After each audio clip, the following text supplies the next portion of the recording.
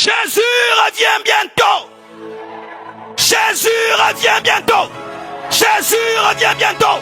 Jésus revient bientôt. Jésus revient bientôt. Réveillez-vous. Allez à la rencontre de l'époux.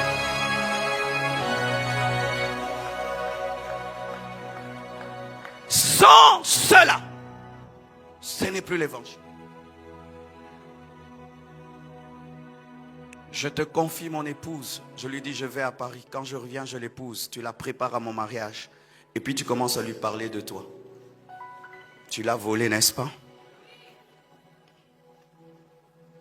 Que faites-vous ici? Pour Dieu, vous êtes là pour que je vous prépare à rencontrer votre époux. Quand vous lisez les épîtres, c'était le seul travail des apôtres. Quand tu es païen, il t'amène à la foi. Une fois que tu as la foi, il te prépare à rencontrer l'époux. Tout ce que Paul enseignait, c'était pour garder l'église dans la foi, pour rencontrer l'époux. Tout ce qu'il faisait. Jésus revient bientôt. C'est un message eschatologique, le cri de minuit. C'est un message eschatologique. C'est un message de la nuit. Et c'est quoi la nuit? Et c'est là que je vais entrer dans la profondeur de mon message.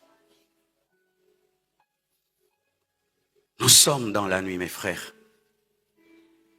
Regardez le monde qui nous entoure. Et même quand je vois le vôtre, vous avez des immeubles, des gratte-ciel, la technologie, tout est beau, des belles voitures, des métros, des avions, mais beaucoup de suicides. Pourquoi? Il fallait que vous soyez heureux. Pourquoi vous n'êtes pas heureux malgré tout ce développement? Pourquoi vos cœurs restent-ils vides? Pourquoi malgré la beauté qui vous entoure, vos cœurs sont remplis de laideur? Pourquoi autant de divorces? Pourquoi autant de divorces? Pourquoi cette montée du paganisme et de la perversion? Pourquoi ce refus de Dieu? On chasse Dieu de partout. On chasse Dieu de l'université. On chasse Dieu des institutions. On chasse Dieu de la famille. On chasse Dieu partout. On veut même chasser Dieu de l'église.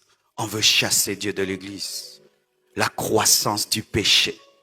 Jamais le monde n'a été autant dans le péché. Au point où tu as peur de donner à ton enfant un téléphone.